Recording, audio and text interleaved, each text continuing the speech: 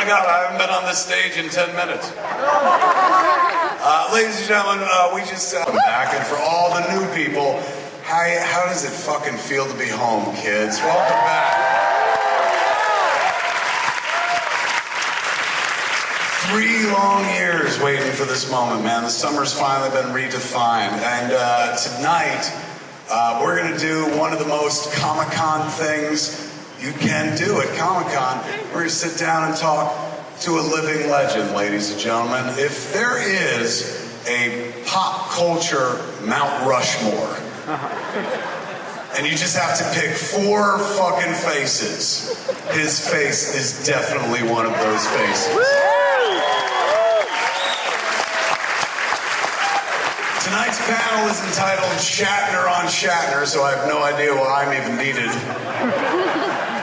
You're gonna, of course, everybody knows our subject today, the captain himself. Irascible is one way to describe him. An absolute living legend is another. So we're gonna chit-chat with him and a bunch of people that worked on this flick that we're gonna tell you about. So let me get them out here and we can get going. First off, man, I want to introduce the folks from Legion M. I've loved the Legion M folks for years, man. Legionnaires right down here in the audience. Legion M helped us make Jay and Silent Bob reboot, thankfully. So it's delightful to be up here talking about their next project. I met them years ago on a Stan Lee thing. They were like, would you like to interview Stan Lee? And I'd interviewed him a number of times, but I would never miss an opportunity to do so. And so we shot this thing called Icons, which isn't quite ready yet. So I remember when we shot it, they were shooting it with like cameras that were, I was like, what are these, 2K? And they're like, they're 10K. And I was like, does that exist? They're like, not yet. And I was like, how do you watch playback? They're like, we don't know what we're getting here. So they said it was gonna be a few years before they could watch the shit that we shot. I was like, that's fucking fascinating. So I met the Legion M cats way back then, been involved with them ever since, man. Let me bring out a couple of them right now. Co-founder and president, give it up for Jeff Anderson, ladies and gentlemen. Jeff.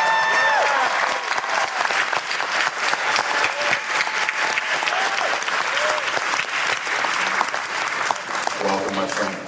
And then also welcome out the VP of Development, the shortest person here at Comic-Con. Welcome, David Baxter.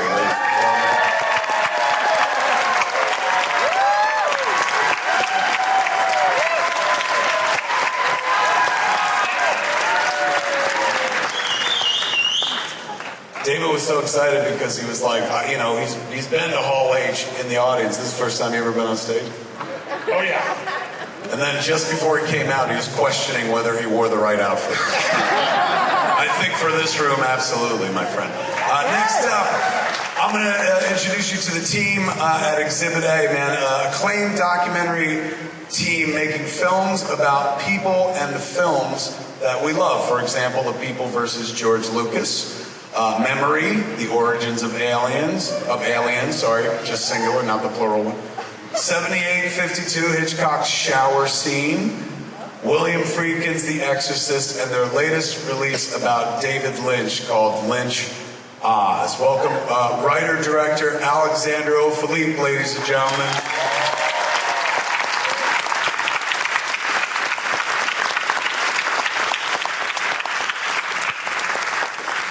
And then the producer who works with Alexander, who makes it all possible. Let me tell you, as a director, I know this for a fact. You don't do shit without a producer. Directors are people who are like, ooh, I want to do a thing. And a producer is like, great, I got to figure out how to fucking do that thing and stuff. You're going to meet the real power beyond the throne right here. Give it up for producer Carrie Degnan-Roy, ladies and gentlemen.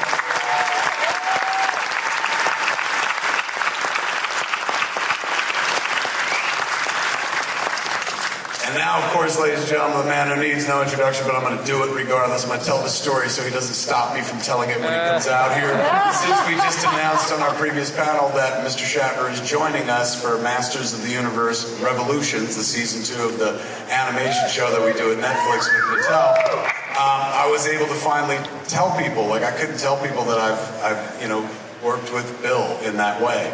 Most people are like, oh, you worked with Bill because you were on a Big Bang Theory together and stuff. But there's working with Bill, stand next to him in a thing, and then there's working with an actual legend. So we had him in the booth to record. He's recorded all of his lines, and we cannot say who he plays, but it's a very cool character.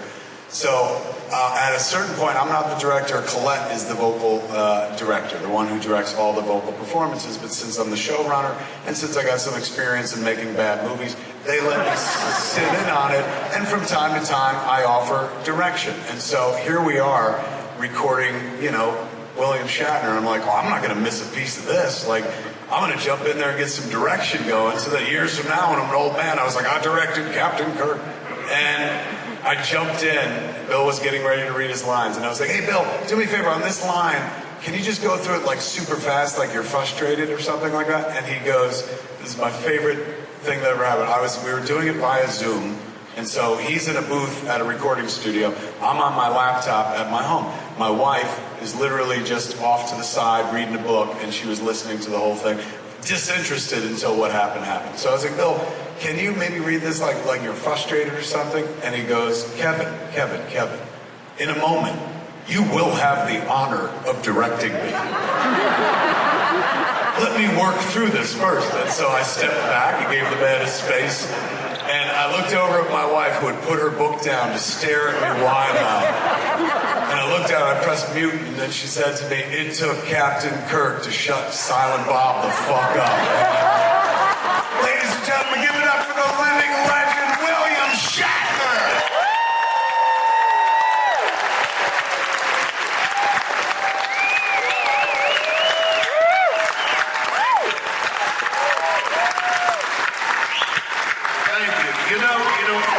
You know what the word apocryphal means? He's just told an apocryphal story. Never happened. It may have happened, but it's the way you read it. In a moment, you'll be able to direct it. Let me go through it. It was like an appeal as against an order. My God, what an awful person. And that's why I love William Shatner, ladies and gentlemen.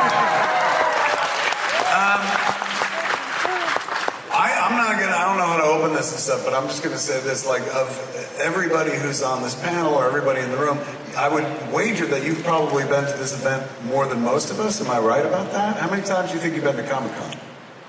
Oh, San Diego? Yeah. When did it start? 70s. Yeah, well, last year or whatever it was. Quite a few times. I mean, San Diego Comic-Con has grown.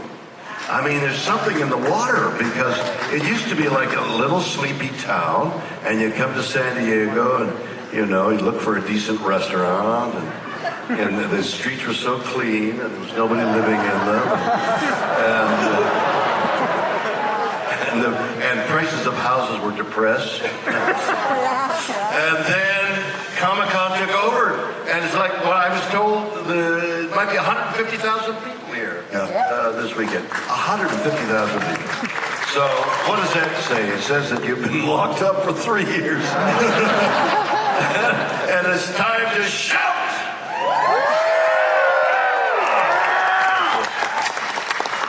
What's you've been around since before there was a fandom.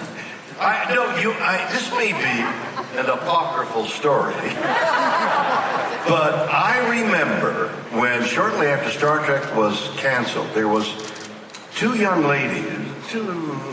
ladies, and I've forgotten their names, but everybody knew them. I'll bet there are people here who knew them.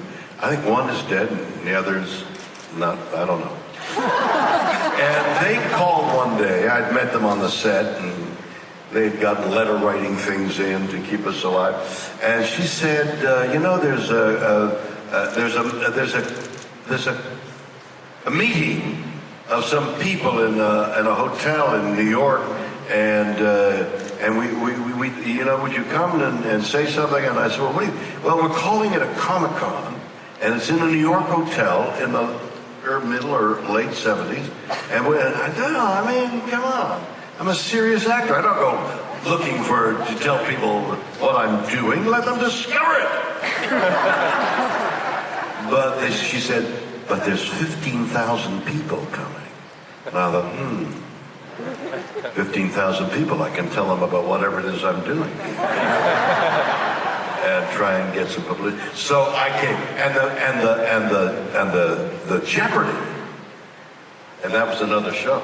The Jeopardy is to be talking to all of you who are listening intently because you paid your money and you paid your time and you want to hear something intelligent. Not only are you is the performer unaware that he might not be intelligent, but the fear of saying something like a Freudian slip and a word comes out of your mouth that I guess you really meant because it's deep inside your psyche. So you say, "Fuck, no, I didn't mean that." But you did. And that's the fear of talking spontaneously to a large audience, unless you know they love you.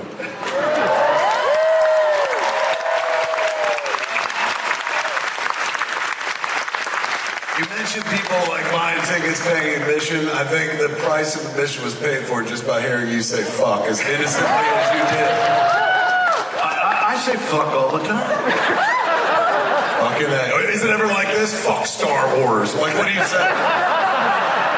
I say "fuck Star Wars."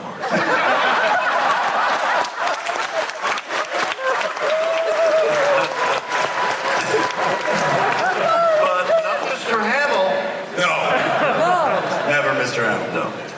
Let me ask you this, Bill. Why did it take 91 years for somebody to make a definitive documentary about your life? Why now and why with this team? Well, I think this panel should be a mixture of fun and maybe some serious stuff. The serious stuff is, I'm 91 years old. Yeah, and no, Jesus don't apply 91 years old. Like, I thought I was 37. And then all of a sudden I became 91, and I don't know when that happened. So time was going on. And although I just got off a horse, yesterday morning, I was up in San Francisco in a reining competition, Tuesday and Wednesday. But I drove down from San Francisco to Los Angeles, and then got here this morning. And I'm telling you that because I'm so active. Now, riding a reining horse is a very active thing. If you don't know what it is, a horse on a particular pattern can come running into the auditorium and slide to a stop, back up 4 fast turns to the right, 4 fast and a quarter turns to the left, fast circle, slow circle, fast circle, slow circle, change to the lead, and run down, slide to a stop, and turn and run down that side, slide to the run down that slide, and back up. That was the pattern yesterday. And I don't know whether I've mentioned this before, but I'm 91 years old.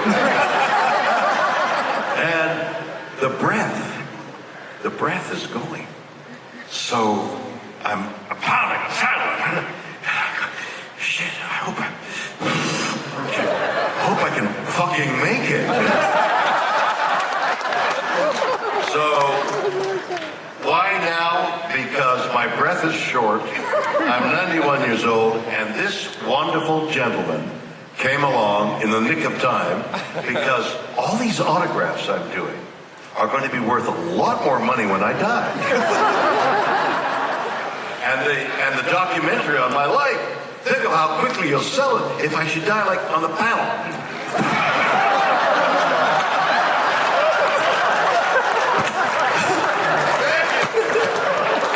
Everybody's good fortune if I should die right here.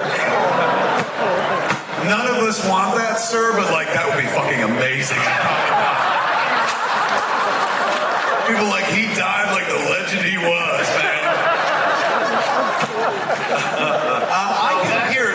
That's the reason now. That's the reason. You talk about being 91, but like this is a tiny little anecdote.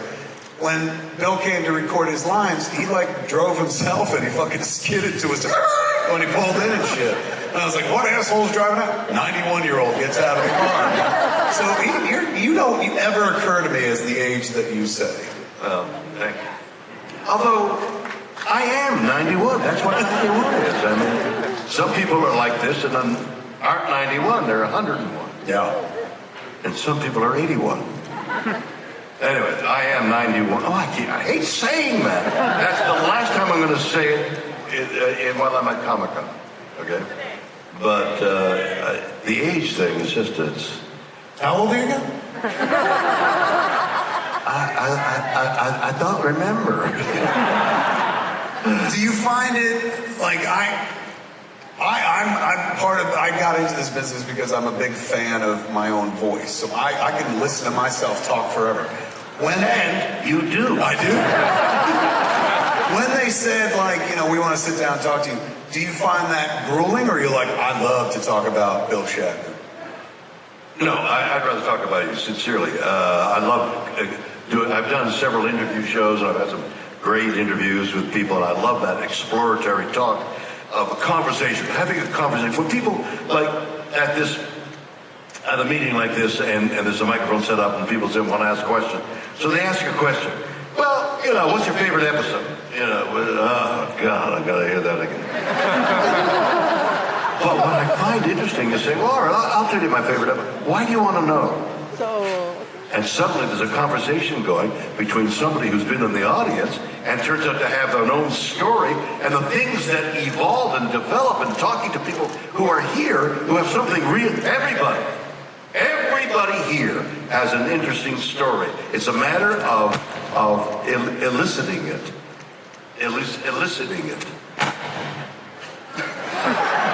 Eliciting it. That's me. Yeah, you thought it was the word. It's not. But I'm 91 years old. I cannot. Everybody's got a story. So the thing I love is to talk to people, even though you can barely make them out in the darkness of the auditorium. There's somebody there. There's always a story hanging. And I found that with all the talk shows I did, I would reach into because I was genuinely interested, and I sat close to them. Come here. You had COVID, but it's okay. I would be as close as this, and you could see the eyes. You could see, and not this, which is infringing. Hold on, here comes the mic. Look at this. Look at there's a replacement which is infringing. I got it. It's back up, right? Which is infringing on their privacy. But about 18 inches away, if you're like in an intimate conversation, honey, I love you. I've always loved you. And this is the moment I wanted. And you're 18 inches away, you know, which is just about the right proper distance for me. These are all good notes for the Q&A later on, ladies and gentlemen. Don't ask him his favorite episode and stay the fuck back. You want to have like a foul mouth contest, like. Yes. Oh my God! Since childhood, I've always dreamed about out cursing Captain Kirk. That's what we should do. Hang in there, everybody. Kevin and I are going to have a foul mouth contest at the end of this panel. Okay. So you have that to look forward to. In the meantime, I think we should talk about this incredible company that we are part of. I was trying to, but you hogged the mic for a long time. But I will say this, it was really interesting to see the mic situation develop, because like they brought you out a new mic, but you wouldn't let the old one go. You really don't believe in the no-win scenario, man. Like, that was a total Kobayashi Maru moment right there. No, it wasn't that at all. It's just, I need two mics. Let me introduce some of the other guests. Let's talk right now to the folks at Legion M. One of the companies responsible for this documentary is Legion M, which is a completely new sort of company, if you're unaware of it. It's been designed to be owned by the fans, man. So I'm sure many of you know about Legion M, but for those in the audience that do not know about Legion M, we're going to show you a little video so you can get familiar with us real quick, and then we can go on with the discussion. Let's check out that video, shall we? I hit the nail on the head.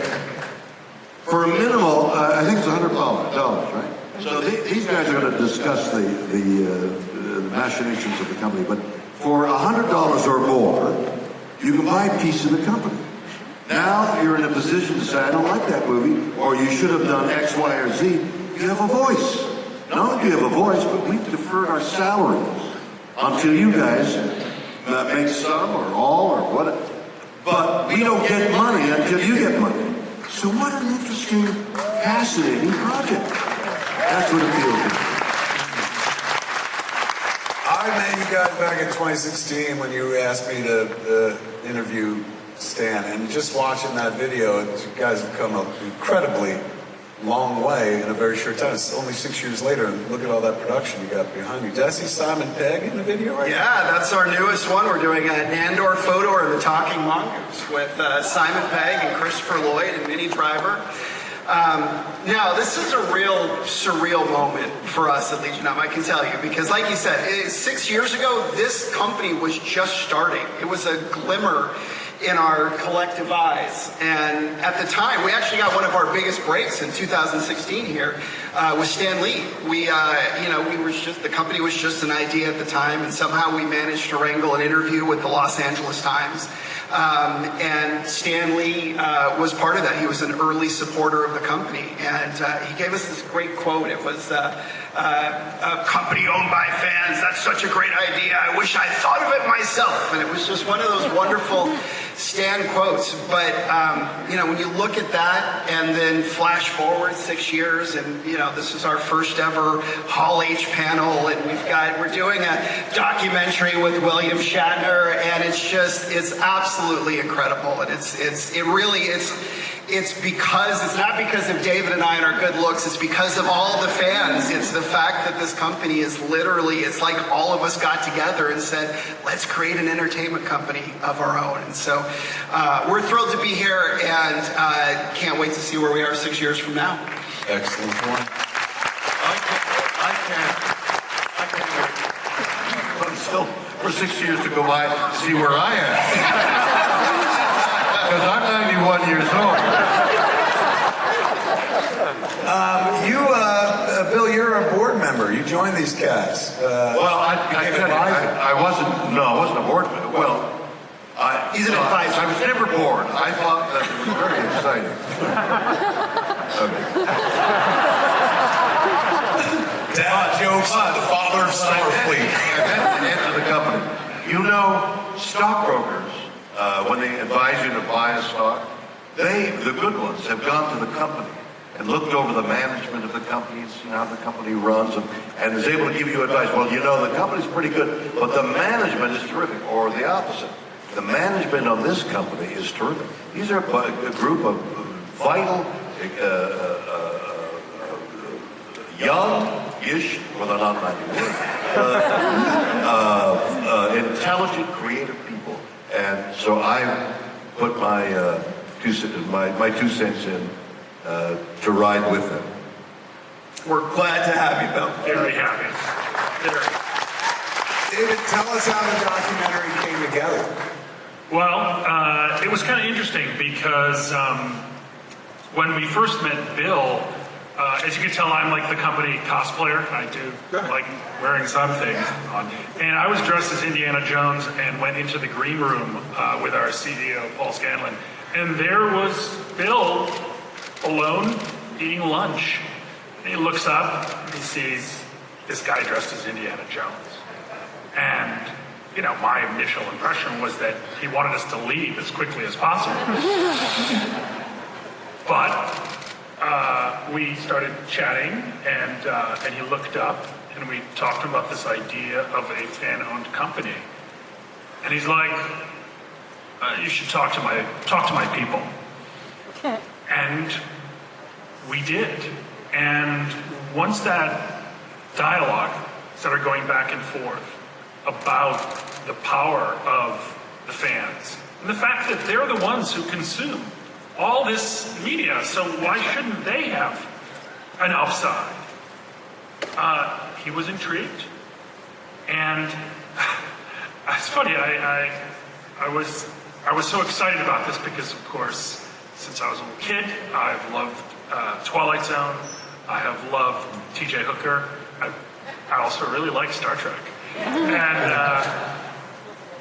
we had made a movie when we had helped distribute a movie called Memory: The Origins of Alien, which was all about Dan O'Bannon, H.R. Giger, and Ridley Scott, and the making of Alien. And these fine folks were the filmmakers, the producer and the director of it.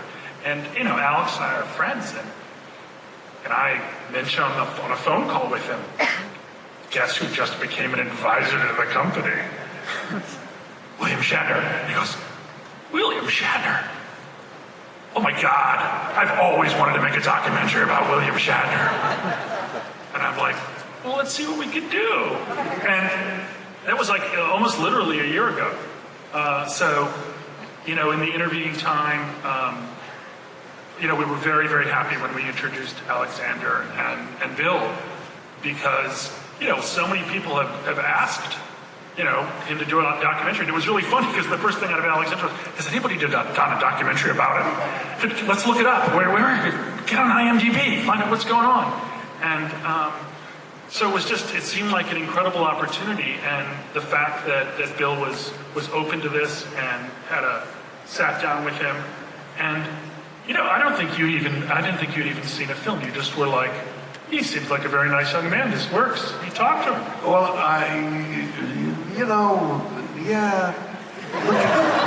You just said yeah. You said yes. It was lovely. I was betting on you guys, and I knew of Alexander's reputations. I was going on faith and not on necessarily on the film. You know, people. That's the way it goes with us. That's the creative thing where people go on. Yeah, I like that idea, and the other idea, and people decide them, and a thing, and yeah, I'll go with it. And you risk your reputation and your fortune on somebody you don't know very well, but you made a creative decision, if you will. That's the way it goes, and that's what you guys are going to be doing. You're going to make creative decisions. The board will listen to you.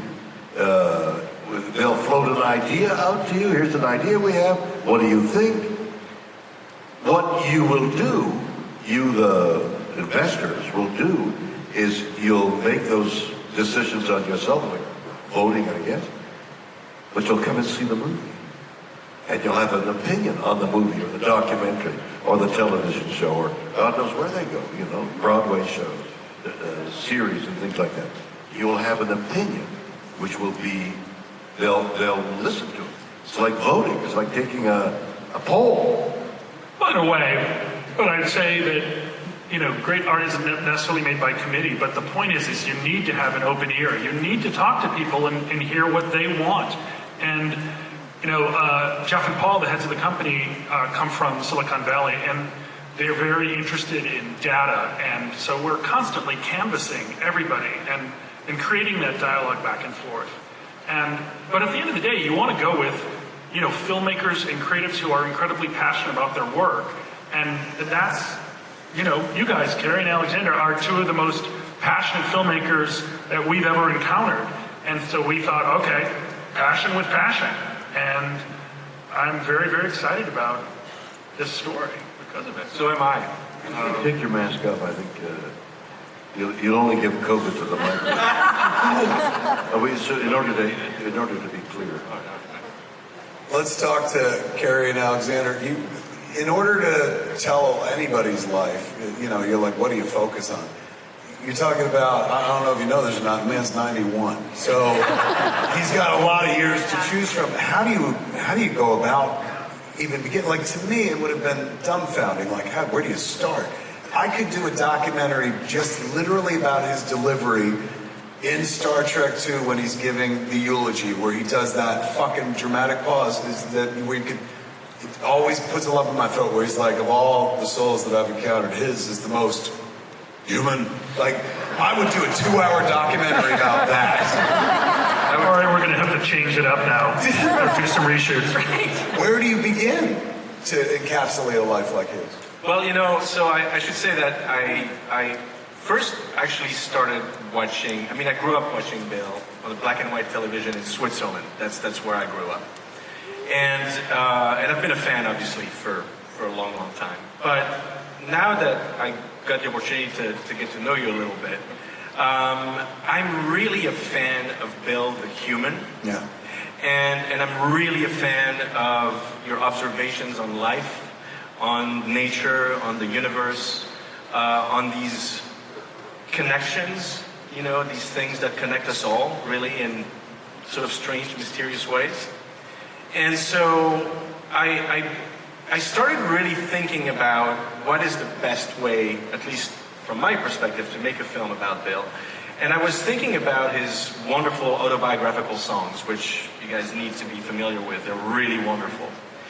And there's these themes that come up that clearly after, shall I say, 91 spins now around the globe. I think we worked that joke. We worked that, right? But, you know, that are really meaningful to you. And so basically I decided to structure the doc around a number of songs and delve into essentially a number of themes that I felt were really important to Bill. And so the film is really a celebration of Bill, you know, the human and of his career, of course. But it's going to be a very lyrical film, I think, a very poetic film. I mean, we're going to show a clip, actually, in a little bit, a sketch of a scene. We're going to show you something to give you a sense of what we're going for. Carrie, how hard was it to pull off? It's one thing for that guy to be like, this is what I want to do. You have to figure out how to do it. Well, I'll tell you, it's been easier than you would think, and it's really because of everybody here at the table. You know, I was thinking back to when our relationship started, which was back with Memory. And I remember we had just screened it at Sundance, and we saw David's head. I don't know if you've noticed, but it's about this. It's a head above all. And I remember him coming straight towards us and handing us the card. And we met. We had breakfast the next morning, and we've just been so excited to work together again. They're amazing partners. They do listen. For filmmakers, it's amazing to have partners that are like, what do you want to do? What do you think's important? Not this is how it's going to be, which is rare. Right, very true. It's like a family, really. It really I feel is. like Exhibit A and Legion M, and we're just like, I don't know, it almost feels like when we're interacting, we're almost like we're in the same company. It's weird, you know? And I must say also, with Bill, he was talking about the horse earlier, we got to see that. It's amazing, the energy, amazing energy that this man has. So it's been just a joy to work with him and to have him share this amount of time. We spent 3 days together in the studio, grilling him, and he shared a lot. So it's been easier than you would think. Now, did I hear correctly? There's a clip that we could see? Yeah. That's right. What do we got? Set it up for us. So this is a sketch of a scene it's actually the very first scene that I'm working on right now. And it starts with a very personal story. And to me, this is it sets up, I think, how Bill thinks about nature and the universe. So it starts with a very short, sort of focused human story, very grounded, and then it goes big and cosmic. And so yeah, let's just play it. I think you'll get a sense for it. I just want to say again, it's a sketch.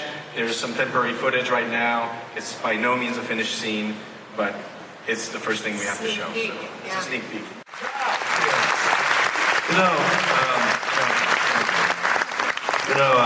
I've spent I remember as a kid, the kid that was talking there, I was a city boy in Montreal, and I went out to the camp where, sent a kid out to camp for a week or two, so I was at my first camp in the countryside of the Laurentian Mountains. And I remember looking up into the sky for the first time and seeing the stars we saw in that shot. For the first time I saw the mirror, and I fell over backwards in awe, like, I went over backwards. In all that time, I read Rachel Carlson's Silent Spring 60 years ago. Everything she predicted in that book is coming to pass. The connection that we have with the world and the universe is so profound. We tend to forget, oh yeah, we're made of stardust and what's for dinner? But we are. made us start. We are connected to the trees send electrochemical signals along this mycelium, that's the fungi, and they connect with the trees. They're sending electrochemical signals along what looks to me like a dendrite. We humans think in electrochemical terms, sending signals along our dendrites. I mean, it's so parallel, it's obvious. The trees and humans are more connected than not connected. I mean, that's bizarre, as is everything else. So this book, called Boldly Go, which is coming out in October, is a discovery of the vibration of the universe. You know, there are theories of the basic building block of the universe is vibrating all the time. And so the universe is vibrating. The trees, we are vibrating. If you can connect with that vibration, and the means to do that has been known forever. If you are in prayer, and you really are praying, then you're trying to locate yourself in that vibration. If you're thinking, if you're concentrating, focusing, what do I mean? What's the word? Meditating. Meditating. If you're meditating, truly meditating, you're in the focus of this. If you're really aware, if you're in the now, you're in the vibration. And the vibrations, and this book is like an arc of how the universe, and the first failure musically that I had was, I was on the Tonight Show, and I had this first album was an amalgam of some of the great pieces of literature, which was tied to some of the great lyrics. So one of them I remember was Cyrano de Bergerac's last speech. I may climb to no great heights, but I will climb alone. Segues into a drug song. When I did it in rehearsal, the producer came up and said, well, that's 6 minutes long. You don't do 3 minutes. You want to do the literature, or do you want to do the song? Might as well do the song. Now I'm on the song. I'm doing the song on the air. And I look over and I see the host going, because I'm doing Lucy in the Sky with Diamond. Lucy in the Sky with Diamond. Can't do it alone. He needs drugs. It was laughed at, and it was like a failure. 30 years later, Ben Folds has gotten a hold of the album. He loved it. He started writing for me, and we started doing albums together, and I did albums by myself. And now I did an album called Bill, which is out there now, got reviews like breathtaking, and I entertained at the Kennedy Center doing those songs, which are going to be partially in the documentary, songs that Robert Chernow, Dan Miller, and I wrote, and I filmed it, and it's going to be an album. It's going to be live at Kennedy Center. It'll be out soon. So that's another thing that made that vibrating circle. The universe is taking care of us. Are you guys done with the movie? Have you shot everything? You finished? No. We still have some footage to shoot. We're shooting around today quite a bit. Have you shot anything in Hall H? It's difficult to shoot around here. Because there's some rules about bringing shit. Yeah. Right. I know. But what if somebody shot with like a cell phone? Like I hear they make movies with cell phones now. Yeah, I've heard that too. Yeah. So if that was the case, then we could potentially get all these people in the movie as well, correct? I think we could. Yeah. What would we need to do for that, man? Y'all want to be in a movie, kid? Gotta sign a release. 2000 release. Okay, so what are we going to do? We're going to get the crowd screaming while Alexander, Carrie, David, and Jeff are going to stand up and use their phones to capture footage of the crowd. So ladies and gentlemen, if you love William Shatner, let me hear it right now.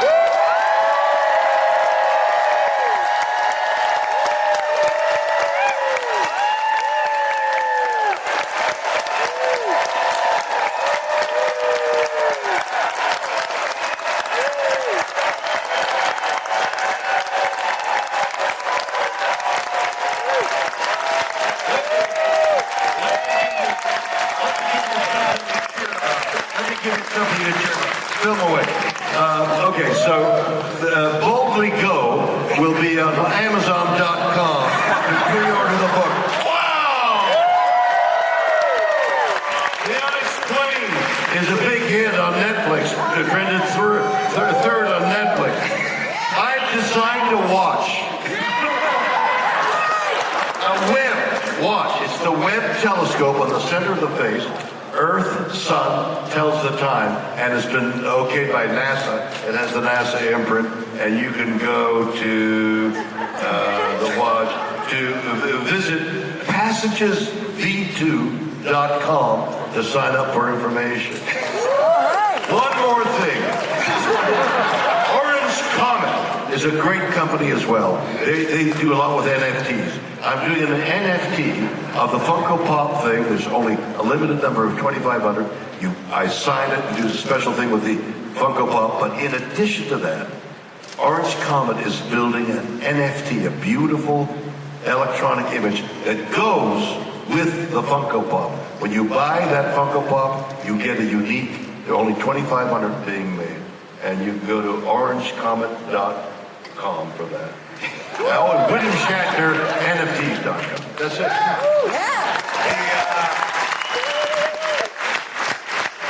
Remember how we talked about, like, what do you think of the first con? He was like, there's a chance to sell to 15,000. The lesson never. Yeah, well, I mean, but you're doing them a favor because it's such good entertainment. Yeah, absolutely. You know what? We're going to open it up to the audience for at least a question. We said we were going to let the audience ask questions, and That's a great idea. ran out of time. But let's. Where are the mics? Oh, here we are. We're all set up over here. Oh, well, nice to see you again. And Take your mask off. We'll understand you better and go I'm not supposed to. Yeah, they'll throw them out, Bill. I'm not supposed to. No, okay. I'll do it for 1 second. Yeah, go ahead. The fucking captain asked for it. Captain's orders. Go. My question for you, Will, is since you went to space, if you're going to go to space again, but this time go on a different planet, like a new planet, what would be the first planet you land on when you go to space again? Okay, so not only did I not understand what he's talking about, but I don't even know who he's talking to. What did he say? So he wants to know, as the only individual on the panel who has been to space. What? As the only individual on the panel who has been to space, a.k.a. you. You, Bill. Fake space and real What space. do you want to know? He wanted to know if you were going back to space, what planet you'd want to go to? Yeah, what would be the first planet you land on? What would be the first planet you landed on? I'm going to tell you, and I don't know whether you can accept the reality of what to say. And I'm going to use the word fuck, okay? This is the only fucking planet you have. Okay? There's no going anywhere. You might be able to go to the moon if you can afford it, but the moon is hollow. Are you aware of that? The moon is hollow, and they don't know why. And they're going to find out. It's one of the big mysteries. The other planets are inhospitable. I want you to, how's it go? See this if you can. What's the opening? Twilight Zone? Yeah. Submitted for your approval. What? Submitted for your approval. You were fucking in Twilight Zone. I made it. I didn't write it. You go to Mars, okay? You ready to go to Mars? 6 months, you're on the voyage. When the Webb telescope opened its sun panels, it was immediately struck by a meteorite. I mean, it was whoop and boom.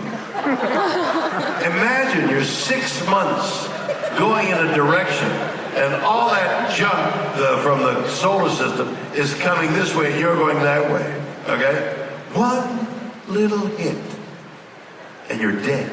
Okay, now you land. Luckily, you land on the moon, and the thing wavers, okay, you're there on the moon. Why are you looking away? You're not interested in this? I'm answering your question, and you're looking away. What did he say? What did he say? What? He's listening. Oh, you're listening. I'm just a bit He said he's hoping you would just have Why said doesn't the he take his Genesis mask planet. off? I can't understand what you're saying, you idiot! Now you've got COVID.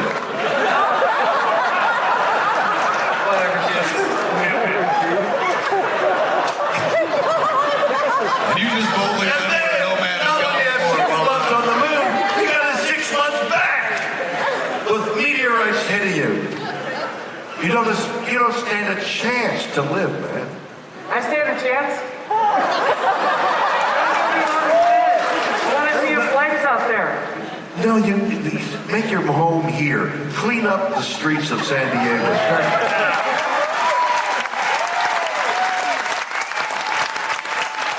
And then clean the air, and you let us all live, okay?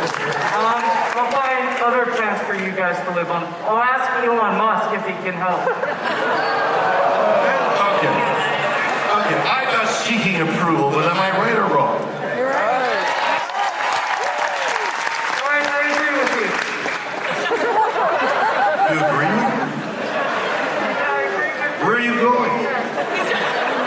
Where are you going in your pink shirt? You're going to be spotted everywhere.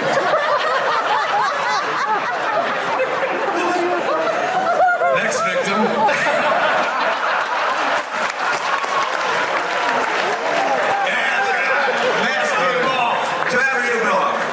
Okay, Right into the mic. Kevin, it's nice to see you again. Great to see you. We'll see you later. Yes. What, you guys got a thing going? What's that?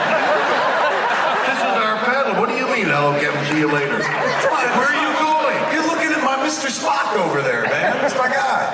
Is he really with you? No. Well, you believed it, so who's the actor now, motherfucker?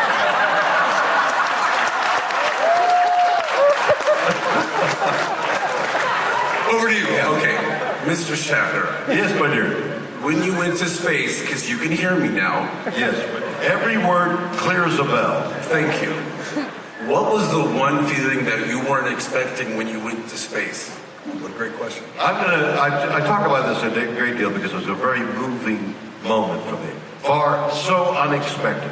So everybody's playing around with weightlessness. You know, we had all this education, weightless. I saw film of Jeff Bezos on the first trip that they went on.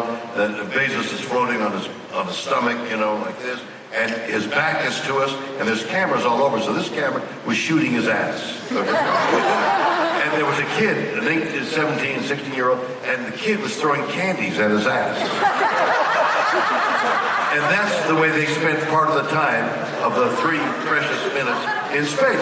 So when they asked me to go, and I'm going to go, I went and I vowed that every moment that I spent in space would not be playing around in weightlessness, but looking out the window and trying to get an impression. And when I looked behind me, as I started off from the window, I looked behind me, I could see something I've never heard discussed before. The spaceship was leaving a wake through the air, like a submarine does in the water. I could see the wake. And then when I turned to my right, I could see the blackness of space. I've been fascinated by space. The Hubble, before the Hubble, I wasn't around when what's-his-name had a telescope and realized that we weren't going around, that the sun wasn't going around us, we were going around the sun. I wasn't there. Okay? But You were born a week later, I Right, How old are you? I was fascinated by space, as anybody here because of Star Trek. And I've studied a lot about it. But I couldn't see anything. All that was there was black, black, black. It was so black, it was like a darkness I'd never seen before. I saw death. And I looked back there, and I saw the beige of the Texas desert, and the whiteness of the clouds, and the blue of the planet, and I realized that's death, that's life, and that's how I began.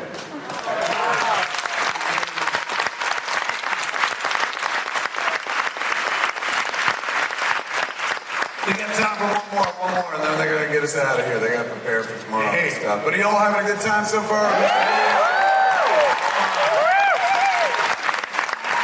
you having as good a time because this crowd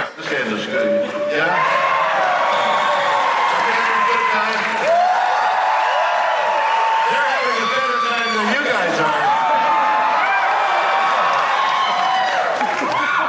Over to you, sir. I don't know if you're taking suggestions for the curse off, but if someone wants to use double dumbass.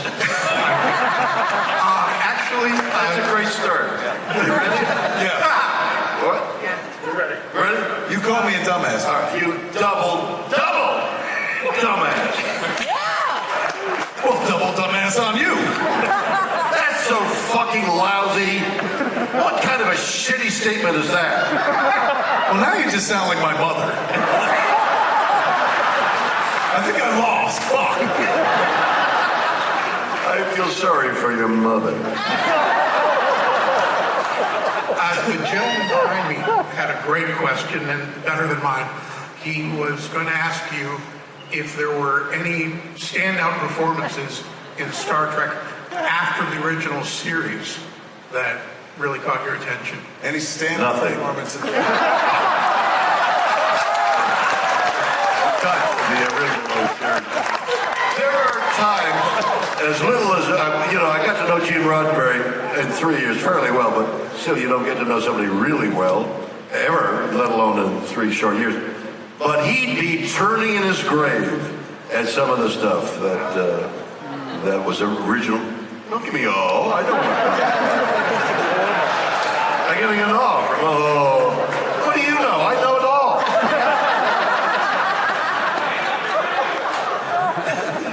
You're going to be delighted to invest in this company. You're back. Do you have anything else, or you want to get roasted a little bit more? Thank you. All good. Give it up for that question, ladies.